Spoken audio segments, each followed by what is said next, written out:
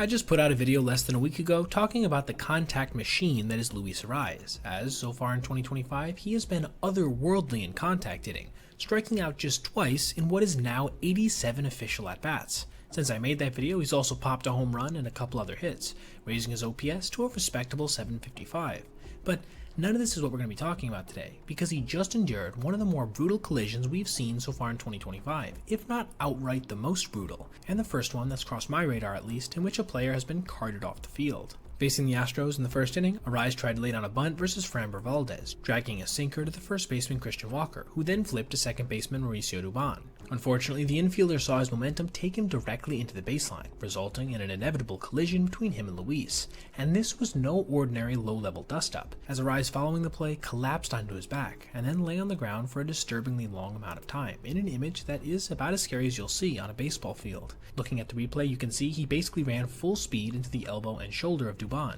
with his head and chest taking the full brunt of the impact. Eventually, after being checked on by the Padres medical team, Arraez was carted away, as some very concerned teammates and the opposing Astros looked on. Dubon's face was very telling here as well, as you can see the emotional toll this was taking on him. As Luis was being driven off the field with his neck in a brace, he did give a little thumbs up, which was an encouraging sign at the time. And I'm excited to tell you that today he spoke on his condition via a post to Instagram, saying that he was physically okay and resting. And while he will have to undergo a pretty standard concussion protocol, it seems unlikely that he's going to miss significant time. This is pretty much the best case scenario for the lefty, who could have easily seen this injury cost him multiple months, if not the entirety of the rest of the season. I for one am not only thankful we're going to get to see the 28-year-old continue his pursuit of a 4th straight batting title without having to worry too much about the effects of this still pretty graphic looking collision, but also that the person, Luis Arraez, is probably not going to have any real adverse effects on his personal life from what could have been a very traumatic injury.